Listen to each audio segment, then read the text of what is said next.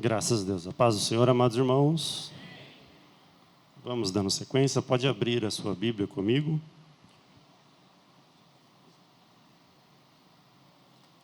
Segundo Timóteo, capítulo de número 3, verso 16. Culto da família. Então, nós queremos aproveitar essa oportunidade nesta manhã para relembrarmos, aqueles que já são mais antigos na fé, né?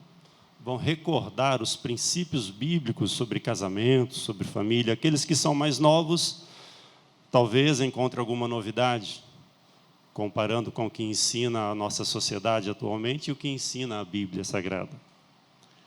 E por que a Bíblia? Por que eu vou usar a Bíblia para falar sobre casamento? Está aí a resposta, 2 Timóteo 3,16. Toda a Escritura divinamente inspirada é proveitosa para ensinar, para redarguir, para corrigir, para instruir em justiça, para que o homem de Deus seja perfeito e perfeitamente instruído para toda boa obra.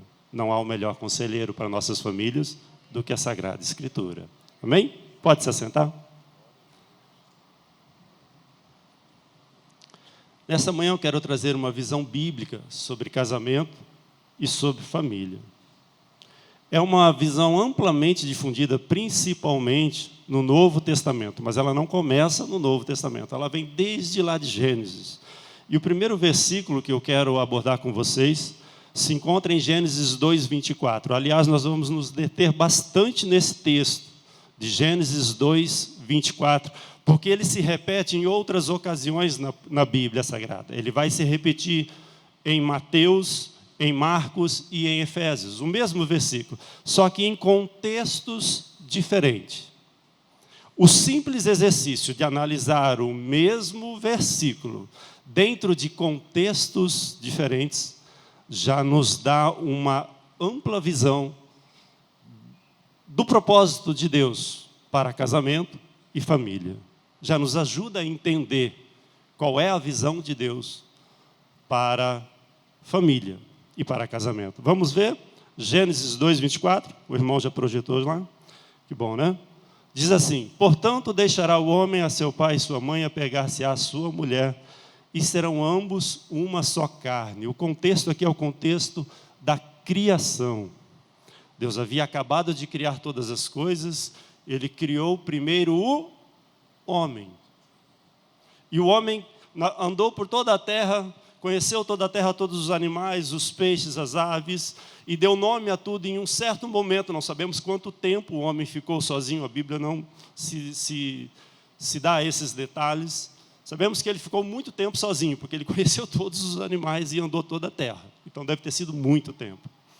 E aí Deus percebeu que ele estava sozinho e não havia ninguém que pudesse acompanhar. E Deus diz: façamos ao homem uma adjutora, alguém para estar com ele, porque não era bom que o homem ficasse só. Aí Deus faz cair o sono sobre Adão, e dos ossos de Adão ele tira a sua mulher, Eva.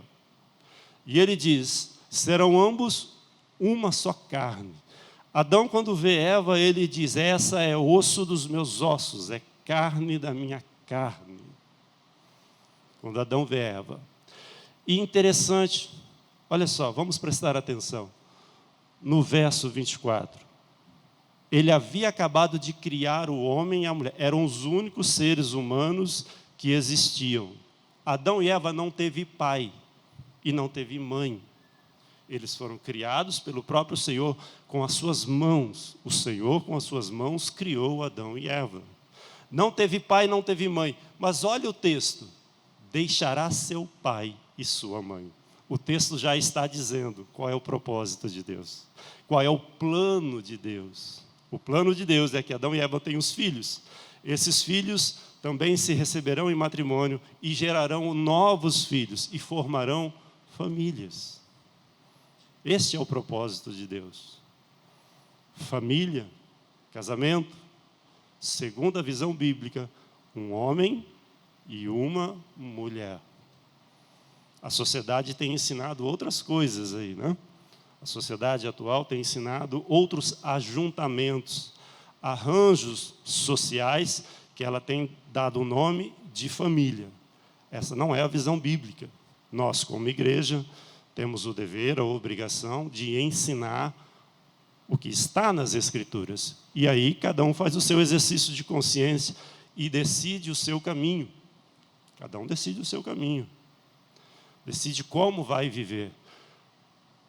Permitindo Deus, ao longo desses 40 minutos que tenho, mostrarei as bênçãos de se obedecer ao princípio divino e os perigos de se rejeitar os princípios divinos. O que nós vivemos na sociedade atual hoje não é novidade. Outras sociedades, em outras épocas, em outros momentos da história da humanidade, já viveram isso. Já caíram nessas práticas, nessas mesmas práticas. Eclesiastes 1:9 diz, não há nada de novo debaixo do céu. O que há de ser, já foi. O que é, já aconteceu anteriormente. Não há nada novo debaixo do céu. Outros povos, em outros tempos, viveram o mesmo processo que nós estamos vivendo hoje. Os romanos, os gregos, foram grandes nações, muito poderosas na sua época, conquistaram muito território, foram muito influentes, mas caíram em depravação moral profunda e foram extinguidos como nação. Hoje não são nem a sombra do que foram no passado. Este é o caminho que vai todo aquele que entrar. Este é o fim que receberá todo aquele que entrar por este caminho. Vamos ser só um pouquinho inteligentes, observar a história e já vamos aprender que este caminho não é bom, não é muito bom. Não? Só ser um pouquinho inteligente, aprender com o passado, com a história, a gente vai entender. Olha, esse caminho não vai dar muito futuro, não. Quando Deus criou o ser humano, eles eram perfeitos. Quando Deus criou o ser humano, não havia pecado. Veja o último versículo do capítulo 1 de Gênesis, o versículo 31. O irmão consegue projetar aí para nós? E viu Deus tudo quanto tinha feito, e eis que era muito bom. Quando Deus terminou a criação, inclusive o ser humano, Ele olhou e disse, é muito bom. Não havia pecado. Esses tempos atrás eu ouvi uma pessoa que está andando nos costumes dessa sociedade agora, dizendo assim, Deus me fez assim, com uma prepotência, uma arrogância. Ele tem que me aceitar. Ele me fez, eu nasci com esta inclinação. Aí eu já me lembrei na hora deste versículo. Eu falei, ô santa ignorância. Não é verdade? Para ser educado nos termos. Deus não criou ninguém com a inclinação para aquilo que Ele mesmo no futuro condenaria. Deus não criou ninguém para no futuro trazer sobre ele uma sentença de morte. Quando o Senhor Deus criou, Ele olhou e disse, é bom, é perfeito. Era tão bom e tão perfeito que Ele descansou. Estava tudo em ordem, não precisava do cuidado dEle, da gerência dEle sobre aquilo, porque estava tudo em ordem, em perfeita harmonia, inclusive o ser humano. Deus, ao nos criar, o Senhor tinha um propósito para nós. Ele tinha um objetivo, sermos templo e morada do seu Espírito, quando Ele nos criou, quando Ele nos trouxe à existência. E ao escolher, Adão e Eva, um outro caminho, aí entrou o pecado no mundo. Romanos 1:25 vai dizer, Romanos 5:12 vai dizer, como por um homem só entrou o pecado no mundo e pelo pecado a morte, assim, porque o pecado passou, a morte passou a todos os homens porque todos pecaram. Pelo pecado de Adão e Eva, o pecado entrou em todo ser humano. Por isso que hoje, algumas pessoas nascem, algumas não, todos nós, nascemos com uma certa inclinação para o pecado. É natural para nós escolhermos o pecado, em vez de escolher o caminho do Senhor. É algo que nós fazemos inconscientemente. A nossa natureza caída, pecadora, nos leva por esse caminho, o caminho da desobediência, distante do propósito de Deus. Agora vejamos, quem constrói um carro? Constrói um carro para andar aonde? Nos oceanos ou na terra? E quem constrói um navio? ele é para ser utilizado aonde? Nas águas ou na terra? Deus construiu o ser humano, fez o ser humano. Para que ele fez o ser humano? Qual é o seu propósito do ser humano? E se o ser humano se afasta do seu propósito? Escolha. O que acontece? Aí os engenheiros, arquitetos vão entender muito bem, né? E quem não é também vai conseguir entender. Se você constrói um edifício, planeja, projeta, usa o melhor material, a melhor técnica, constrói. Mas em dado momento ele apresenta uma falha estrutural catastrófica. Qual é a solução? Demolir. Demolir, destruir e construir de novo. Isso é o Evangelho. O velho homem deve morrer para que o novo homem nasça. A conversa de Jesus com Nicodemos no Evangelho de João, capítulo 3. Necessário vos é nascer de novo. Para nascer de novo, o velho deve morrer. Se eu estou andando em preceitos que não são divinos, mas quero me ajustar aos preceitos divinos, o que devo eu fazer? Conhecer a vontade de Deus para minha casa, para minha família, para os meus filhos, para o meu cônjuge, me esforçar para me adequar, fazer morrer em mim os costumes antigos que não agradam a Deus, para que nasçam os novos hábitos, os novos costumes. Isso é o Evangelho. Este é o Evangelho. No contexto da criação era isso, olha só, Deus criou o homem e disse, apegar-se-á a sua mulher, e serão ambos uma só carne. Serão ambos uma só carne. Vou dedicar alguns momentos nesse pequeno trecho. Uma só carne. É ser um só ser. Quando Deus olha para o casal, Ele não vê dois, Ele vê um. Recebeu a esposa. Isso aqui, amados, é partindo do princípio que o casamento foi feito seguindo os princípios bíblicos. Como diz ali desde o início do versículo. Deixando pai, mãe, né? Aceitando-se um ao outro, em comum acordo, né? Seguindo os preceitos, não esses arranjos, esses acidentes que acontecem por aí. Tá? Seguindo o preceito bíblico, nasceu, cresceu dentro de uma família e, quando chegou à idade, recebeu outra pessoa em casamento. O homem recebe a mulher recebe o homem em casamento, e os dois se unem e se tornam uma só carne. Para Deus, quando Deus olha, Deus não vê dois, Ele vê um. Ele vê um só ser. Então, eu orando, é minha esposa orando. A esposa orando, é o marido orando. Eu fazendo a obra, é ela fazendo a obra. Deus usando ela, é Deus me usando. Então, eu não preciso ter ciúme da minha esposa. E a minha esposa não precisa ter ciúme de mim. Quando eu estou fazendo a obra e ela não está. E em alguns obreiros, nós vemos essa certa confusão, esse certo embaraço. Porque Deus usa ela e não me usa? E quando os dois estão meio exaltados, falam, lá vem o homem de Deus, lá vem a mulher de Deus. Porque não compreendem o que significa ser uma só carne, ser um só ser. Significa ter comunhão plena, total. Comunhão plena, ser um só. A comunhão é tanto que ela é, para Deus, para o projeto divino, ela é inseparável, ela é inquebrável. O projeto divino, esta comunhão deveria ser inquebrável. Aí nós vemos na nossa sociedade, um artifício da nossa sociedade, já no casamento. A separação de bens. A união, o casamento, com separação total de bens.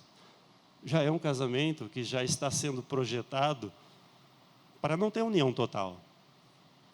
Para não ter união completa. Já é um casamento que está sendo planejado, projetado, fora da visão bíblica. O que é meu, o que é seu é seu. Isso significa que haverá segredos entre os dois.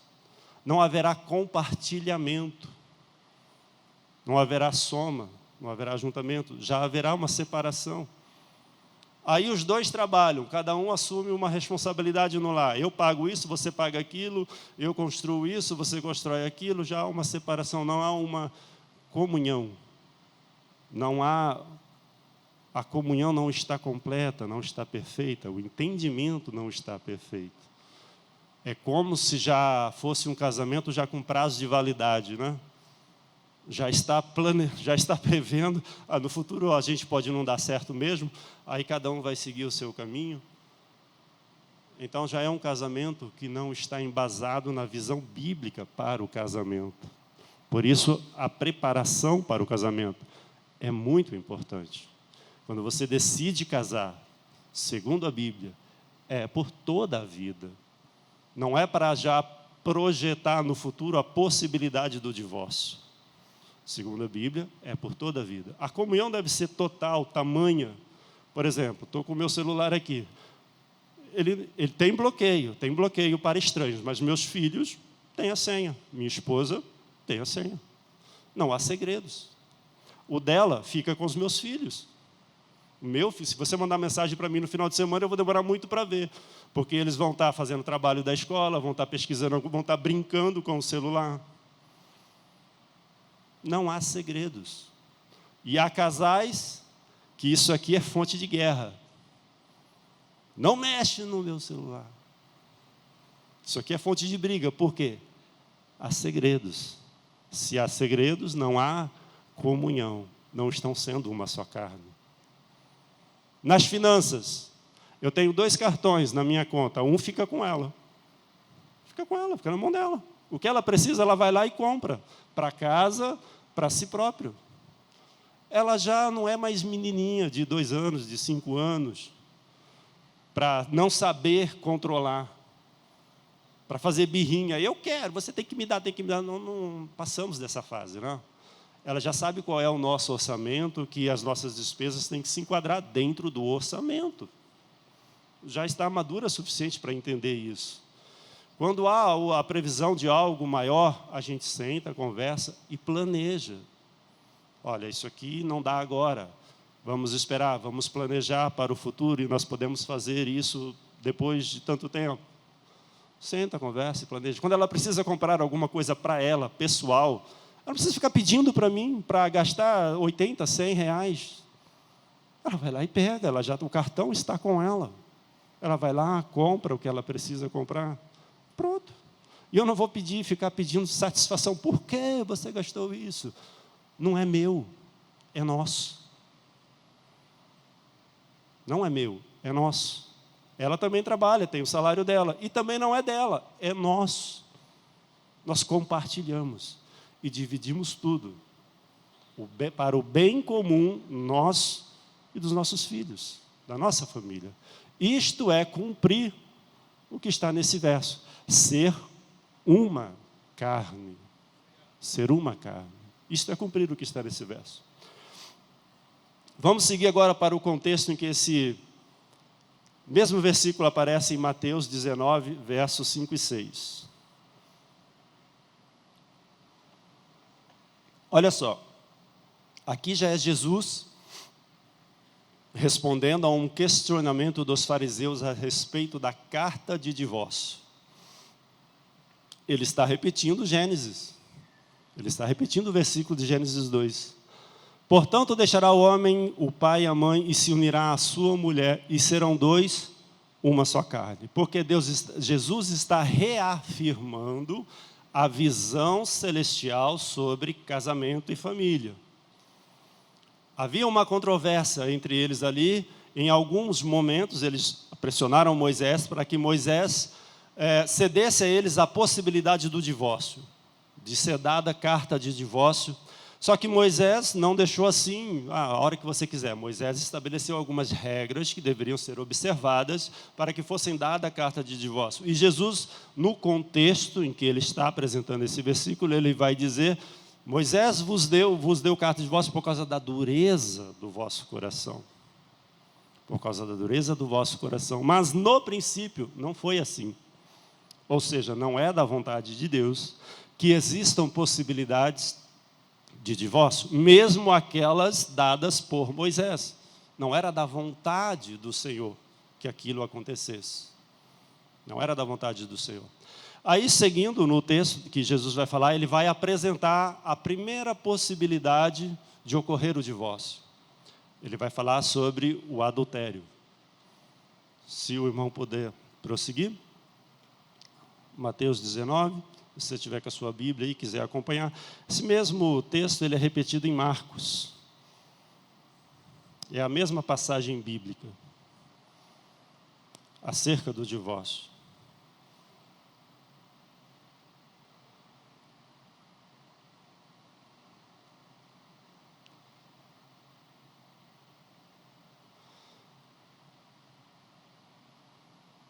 Por causa da dureza do vosso coração, permitiu repudiar a vossa mulher. Mas ao princípio não foi assim. Qualquer que repudiar a mulher, a não ser por causa da prostituição, e casar com outra, comete adultério. E o que casar com a repudiada, também comete adultério. Esse é o verso 9 do capítulo 19 de Mateus. Jesus está apresentando a primeira possibilidade do divórcio, o adultério. E o que é o adultério? O adultério é a infidelidade conjugal, a traição de um dos cônjuges se deitar com outra pessoa fora do casamento. Isso é o adultério. Por que Jesus fez essa advertência e apresentou essa possibilidade? Aqui eu quero chamar a sua atenção. O adultério, irmãos, é uma tragédia para as famílias. E a nossa sociedade tem muito incentivado, motivado e praticado este hábito, esse costume, esse mau costume, o adultério. O adultério é um perigo, ele é uma tragédia. Ele traz morte para a família. O adultério traz morte para a família. Veja bem, Êxodo 20, 14 diz: não adulterarás.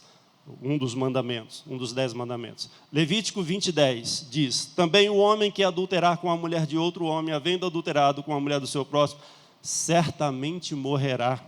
O adúltero e a adúltera. A sentença de Deus para o adultério é a morte. É o próprio Deus que traz essa sentença. Não imite os costumes da sociedade. Não se deixe seduzir pelas práticas da nossa sociedade corrompida, onde o adultério é umas das modinhas do momento.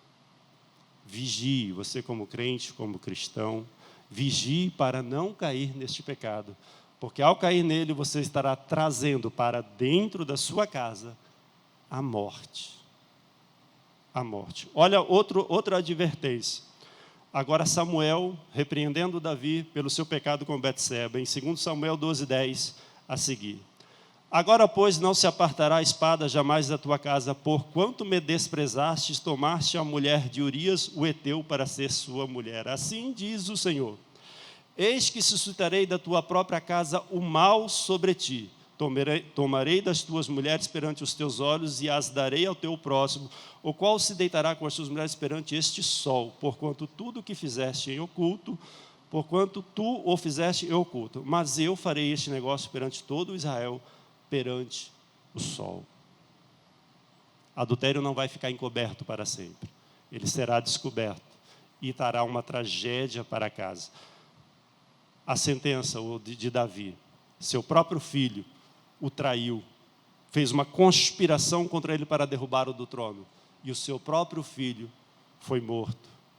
Houve morte dentro da sua casa. O problema com a filha, o filho que violentou a filha, e o outro filho que foi morto na batalha por causa do trono. A morte entrou na casa de Davi, quando Davi caiu em adultério. E o destino daqueles que vivem em adultério? E alguns outros pecados também. 1 Coríntios 6,10. Tem gente que gosta, né? Uma vez eu estava pregando sobre esse tema em Paulo Afonso, aí alguém na plateia diz assim: mas tem muita mulher. Eu falei: é verdade, né? Vamos ver 1 Coríntios 6,10. Não erreis, nem os devassos, nem os idólatras, nem os adúlteros, nem os efeminados, nem sodomitas, nem ladrões, nem avarentos, bêbados ou maldizentes, nem roubadores herdarão o reino de Deus. Cuidado com essas práticas. A Bíblia aqui não Não há um grande exercício de exegese para entender o que esse texto está dizendo. Ele é muito claro. Se morremos em um desses pecados, qual é o nosso destino eterno? Não é o reino de Deus. Não é o reino de Deus. Cuidado com o adultério. E com os demais dessa lista aí também. Esta é a primeira possibilidade de divórcio. Se um dos cônjuges cair em adultério, apresentada na Escritura Sagrada, dada pelo próprio Senhor Jesus, e claro que sempre deve estar aberta a porta da reconciliação, do perdão, do recomeço, da reconstrução. Havendo arrependimento, deve-se buscar o perdão e a reconciliação, havendo genuíno e verdadeiro arrependimento. Tá bem? Olha o que Paulo escreveu em 1 Coríntios 7:10 a seguir. Todavia aos casados mando, não eu, mas o Senhor, que a mulher não se aparte do marido. Se porém se apartar, que fique sem casar, ou que se reconcilie com o seu marido, e que o marido não deixe a mulher. Mas aos outros digo eu, não o Senhor. Se algum irmão tem mulher descrente e ela consente em habitar com ele, não a deixe. E se alguma mulher tem marido descrente e ele consente em habitar com ela, não a deixe. Porque o marido descrente é santificado pela mulher, e a mulher descrente é santificada pelo marido. De outra sorte, vossos filhos seriam imundos, mas agora são santos. Mas se o descrente se apartar, aparte-se. Porque neste caso a irmã ou o irmão não está sujeito à servidão, mas Deus chamou-nos para a paz. Porque de onde sabes, ó mulher?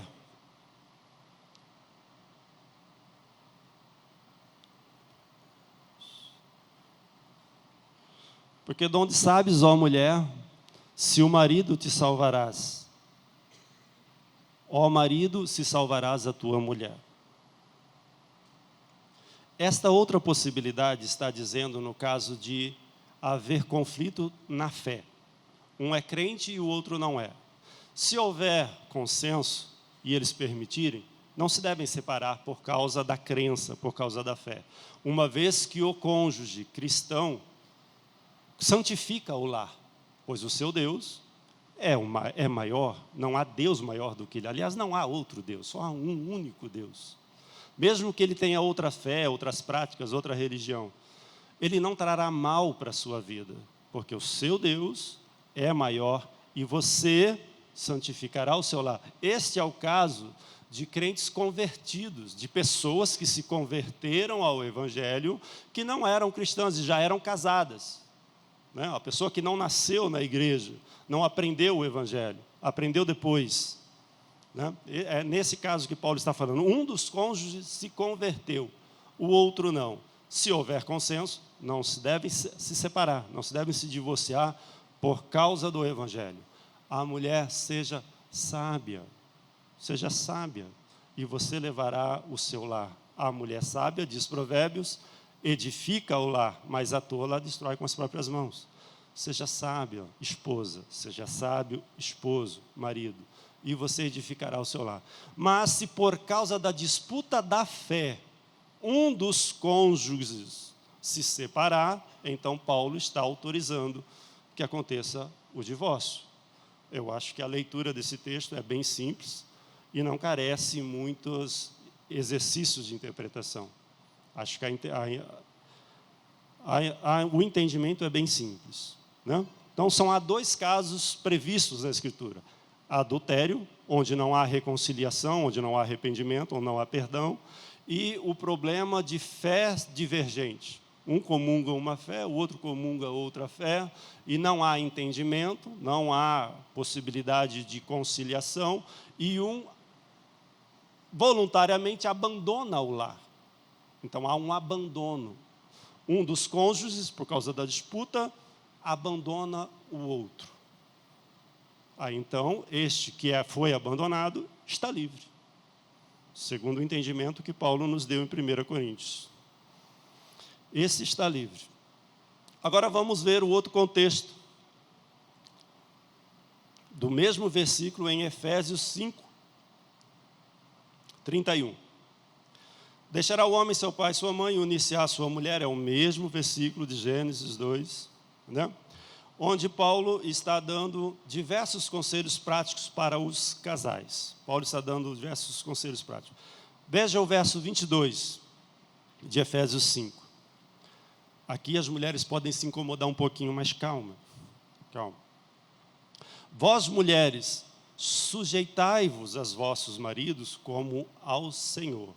Paulo está nesse texto fazendo uma comparação entre o relacionamento marido e mulher, Cristo e igreja.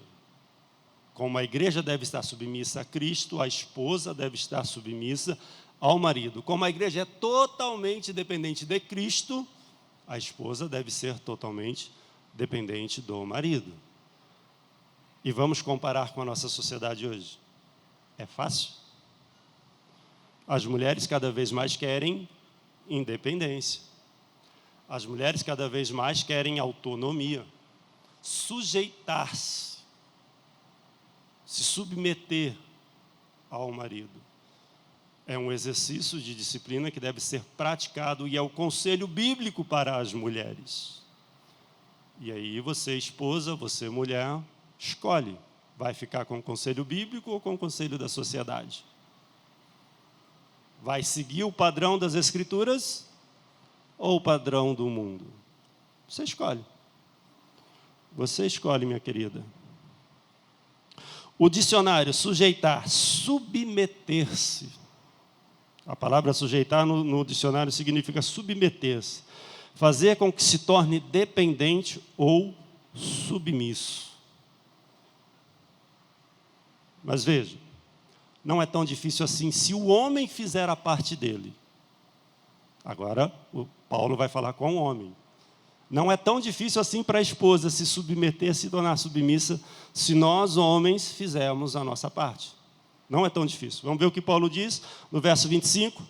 Vós, maridos, chamando nós agora para a responsabilidade. Amai vossas mulheres como também Cristo amou a igreja e a si mesmo se entregou por ela. Este é o amor ágape, o amor sacrificial. É o amor incondicional, fundamental, indispensável no casamento bíblico. Significa colocar as necessidades da esposa acima das suas próprias. Né? Buscando o bem-estar e a felicidade da esposa. Fica difícil se submeter assim, mulher? Fica mais fácil, não fica? Fica bem mais leve, né? Então vê que a Bíblia não aperta um e deixa o outro solto. Não, a Bíblia pega os dois, bota os dois no lugarzinho, fala aqui, você tem essa responsabilidade e você tem essa responsabilidade. Cada um de nós fizer o seu juízo, falar, não, eu vou seguir o conselho bíblico, o casamento vai ser muito fácil. O casamento vai ser uma alegria. Vai ser uma alegria. Assim, verso 28, olha só, do mesmo Efésios 5, verso 28. Assim devem os maridos amar suas próprias mulheres como a seus próprios corpos.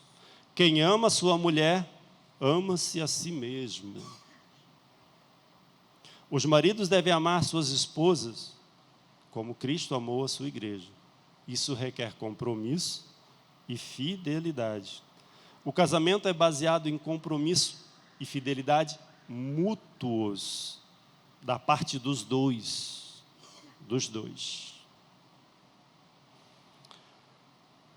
Da parte dos dois.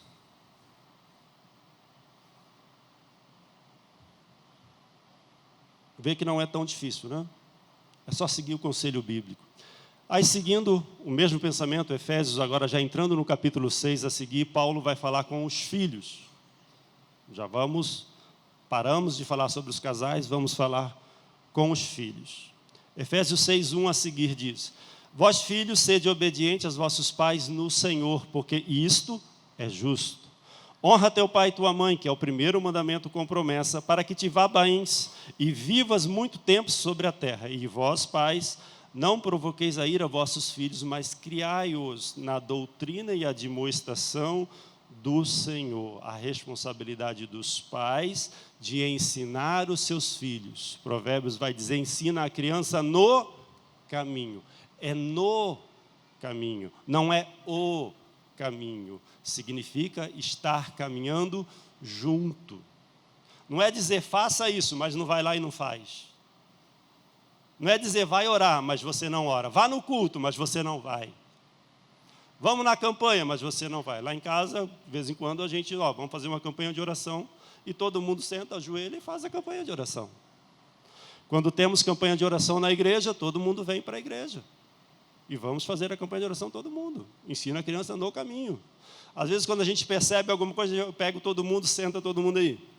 Abro a Bíblia e ensino coisas para eles que você só vai aprender num curso de teologia porque já são grandinhos, já têm maturidade para aprender, que talvez aqui no culto público não seja tão fácil ensinar, mas eu ensino a eles em casa. Ensina, esse é o meu dever de pai, é o seu dever de pai e de mãe. Não basta dizer, vá para a igreja, vá perguntar para o pastor, vai orar. Não, vem junto. É assim, vem comigo. Vamos fazer. É assim que deve ser com a criança. Provérbios 23, 13 diz, não retires a disciplina da criança, pois se a fustigares com a vara, nem por isso morrerá. Disciplina com a vara dá disciplina. Não quer dizer espancar a criança. Estabelecer rotina, estabelecer padrão de conduta. Nesta casa tem horário para levantar, nesta casa tem horário para comer, nesta casa tem horário para dormir, nesta casa tem horário para estudar. É estabelecer uma rotina, dar uma disciplina para a criança e fazê-lo seguir aquela disciplina. Isso traz segurança para a criança. A criança tem que aprender a ouvir o não. Ela tem que aprender que ela pode até certo momento, e até certo momento ela não pode mais, ela não pode passar daquele momento. Eu tenho um primo que errou muito nisso e se arrependeu amargamente. Ele dizia assim, meu filho vai ter tudo que eu nunca tive, vai fazer tudo que eu nunca fiz. Legal, com 14 anos ele arrumou um netinho para o meu primo. 14 anos, isso é idade para ter filho? Quem criou o netinho? Os avós. Uma criança com outra criança na mão. Aí num Natal desses, nós estávamos lá com eles, estávamos preparando ali a ceia do Natal. Esse menino veio, chamou o meu menino mais velho, falou, vamos sair, vamos lá na cidade, na praça lá, meu menino, já conhece, foi até mim, pai, eu posso sair com ele? Eu disse, não, eu sei o que tem lá agora, só gente bêbada, briga, confusão, não pode sair. Ele riu, meu menino riu, voltou lá e falou assim, meu pai não deixou não. Meus primos ficaram assim, como? Ele aceita? Eu falei, sim, normal, desde criança foi ensinado assim, não há problema. Como eles não doutrinaram os seus filhos, deixaram os filhos, aí eles colhem os frutos amargos da indisciplina. É tua casa. Esse negócio de quarto trancado e você não entra no quarto, mas nem sonho lá em casa. Esse negócio de pegar aqui e ficar vendo, eu vou dormir e eles ficam madrugada dentro da internet, nunca. É muito simples, é muito fácil resolver isso. Vai lá, tira o modem, leva com você para o quarto. Acabou a internet, acabou. É muito fácil de resolver, não precisa brigar, não precisa discutir. É muito fácil resolver. Vai lá, desliga o modem da internet, leva contigo para a cama. Dorme aí, queridinho, fica quietinho aí. Acabou. É muito fácil. É só ter atitude. É só ter atitude. Certo? Vamos lá. Deixa eu correr um pouquinho aqui. Nosso tempo já está avançando. Vamos para os perigos de não observar os mandamentos de Deus. Deuteronômio. A nossa fidelidade a Deus pode abençoar as nossas gerações futuras. E o contrário é verdadeiro. Nós, como pais, sendo fiel a Deus, vamos derramar bênçãos para os nossos netos, bisnetos, e assim vai. E a nossa infidelidade trará problemas para os nossos filhos. Deuteronômio 6:9. Saberás, pois, que o Senhor teu Deus, Ele é Deus, o Deus fiel que guarda a aliança e a misericórdia até 1000 gerações aos que me amam e guardam os meus mandamentos. A nossa fidelidade faz com que as nossas gerações futuras recebam as bênçãos de Deus. 28:2 a seguir, todas essas bênçãos, Deuteronômio 28:2 a seguir, todas essas bênçãos virão sobre ti e te alcançarão quando ouvires a voz do Senhor teu Deus. O verso 3, bendito serás na cidade, bendito no campo. O verso 4, bendito o fruto do teu ventre. Bênçãos da obediência ao Senhor, de se decidir viver uma vida em obediência ao Senhor, traz bênção para os seus filhos. Ninguém quer ver o filho sofrendo, ninguém quer ver o filho amargurando tristeza, derrota, ninguém quer ver. Ser fiel a Deus e a bênção alcançará seus filhos. Olha o verso 11 do mesmo capítulo 28. E o Senhor te dará abundância de bens no fruto do teu ventre, fará teus filhos prósperos. Já a infidelidade pode condenar os nossos filhos. Êxodo 20, verso 5. Não te encurvarás a eles, nem a servirás, porque eu, Senhor teu Deus, sou Deus zeloso, que visito a iniquidade dos pais nos filhos, até a 3ª e 4ª geração. A nossa infidelidade pode trazer sérios problemas para os nossos filhos. A nossa rebelião contra Deus pode trazer muita tristeza e amargura para a vida dos nossos filhos. Números 14:18. O Senhor é longânimo e grande em misericórdia, que perdoa a iniquidade e a transgressão, que ao culpado não tem por inocente. E visita a iniquidade dos pais sobre os filhos até a 3ª e 4ª geração. Pesado, né? Deuteronômio 28:15. Será, porém, que se não deres ouvido à voz do Senhor teu Deus, para não cuidares em cumprir todos os seus mandamentos e estatutos que hoje te ordeno, então virão sobre ti essas maldições e te alcançarão. Verso 18. Maldito o fruto do teu ventre. Forte, né? Forte. A nossa obediência pode abençoar nossas gerações. A nossa desobediência pode trazer sofrimento para as nossas futuras gerações. E aí você pode parar, poxa, e meus pais, será que eles foram fiéis? Meus avós, será que eles foram obedientes a Deus? Bom, eu acho que, não sei, eu tenho dúvidas, porque meus pais não eram cristãos, meus avós não eram cristãos. Aí você diz, o que eu faço? Porque a palavra é bem clara. Se eles não foram obedientes a Deus, então existe maldição sobre mim. A palavra é muito clara. Fácil de entender, não é? O que eu faço? Aí você pode perguntar, o que eu faço?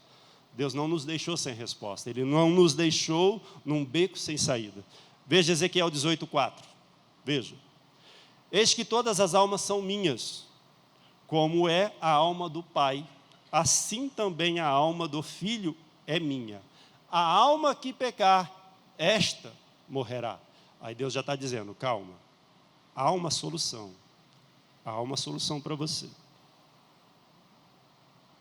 A alma que pecar, esta morrerá. Ou seja, você filho, você hoje não é obrigado a carregar os pecados dos seus antepassados. Como eu faço esse exercício para me livrar dessa maldição? Vamos ver o que fez Daniel, verso 9, capítulo 5 a seguir. Essa mesma oração de Daniel, capítulo 9, foi feita por Esdras, também no capítulo 9 do seu livro. Veja. Olha Daniel 9, 5 a seguir. Pecamos e cometemos iniquidade. Está no plural. E procedemos impiamente e fomos rebeldes, apartando-nos dos teus mandamentos e dos teus juízos, e não demos ouvido aos teus servos, os profetas, em que nos falaram em nome de nossos reis, aos nossos príncipes e a nossos pais. Ele está reconhecendo nessa oração. Daniel, já cativo em Babilônia, A nação foi destruída nos tempos de Daniel por causa dos pecados da nação, dos pecados dos seus antepassados. Deus entrou em juízo contra Israel, destruiu Israel, fez com que os que sobreviveram fossem levados prisioneiros, escravos. E Daniel, no tempo que abriu-lhe o entendimento, ele entendeu. A culpa é dos nossos antepassados. E o que ele foi fazer? Foi confessar e pedir perdão a Deus. Ele foi diante de Deus e confessou: nossos pais pecaram, nossos reis, nossos príncipes pecaram, cometemos iniquidade. E ele lista uma série de pecados que a nação estava cometendo, havia cometido. E ele pede perdão a Deus pelos pecados dos seus antepassados e da sua nação. Esdras fez a mesma oração no também capítulo 9. Esdras já lá reconstruindo Jerusalém. Fez a mesma oração. O que isso está nos dizendo? Olha para a sua genealogia. Olha para os seus antepassados. Veja seus pais, seus avós. Veja se eles foram tementes e fiéis a Deus. Não, não foram. Eu tenho dúvidas se foram. Então confesse. Vai diante de Deus. Peça perdão por eles. E peça para que essa corrente de maldição seja quebrada. Essa maldição herdada pelos pecados dos nossos antepassados. Peça a Deus, diga: Senhor, eu não quero mais isso. A partir de agora, eu vou viver conforme os teus preceitos. Na minha família não haverá adultério. Na minha família não haverá morte. Na minha família não haverá miséria. Porque eu, como disse Josué, eu e minha casa serviremos ao Senhor. Como disse Josué, eu e minha casa serviremos ao Senhor. Aí, para fechar, Hebreus 4. E eu já te convido a ficar de pé para nós orarmos. Hebreus 4, versículo 14 ao 16. Visto que temos um grande sacerdote, Jesus, o Filho de Deus, que penetrou nos céus, retenhamos firmemente a nossa confissão, porque não temos um sumo sacerdote que não possa compadecer-se das nossas fraquezas, porém que como nós em tudo foi tentado, mas sem pecado. Cheguemos, pois, com confiança ao trono da graça, para que possamos alcançar misericórdia e achar graça, a fim de sermos ajudados em momento oportuno. Verifique como está a sua casa, a sua família. E se em algum momento, algum desses textos, você se identificou, você falou: olha, eu não tenho observado e não tenho vivido o meu casamento e a minha família conforme a Escritura orienta. Então, aqui está o caminho. Entrar diante de Deus pela fé em Cristo Jesus. Ir diante do altar da graça. Pedir misericórdia e perdão. E fazer o firme compromisso: Senhor, eu vou viver segundo os teus preceitos. Eu vou viver segundo a sua orientação. E não vou mais dar ouvidos ao mundo. Vamos orar? Pai querido, Deus Todo-Poderoso, em nome de Jesus, nós te agradecemos, Senhor, por este momento. Te agradecemos por esse culto, Senhor, pela tua palavra, pela tua sagrada instrução.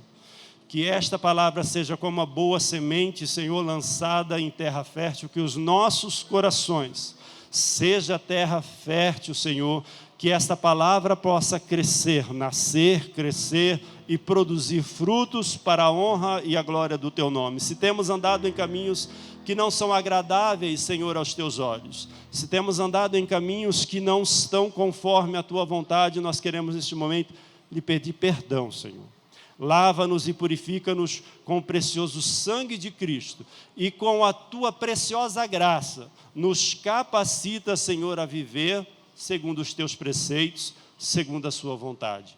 Ajuda-nos a sermos maridos que realmente amem as suas esposas. Ajude nossas esposas a serem fiéis, submissas aos seus maridos. Ajudem nossos filhos a serem tementes e obedientes ao Senhor, e ajuda-nos, Senhor, a instruir os nossos filhos no caminho. E, Senhor, dai-nos a força necessária, a convicção e a intrepidez para não se submeter, Senhor, aos costumes deste mundo caído.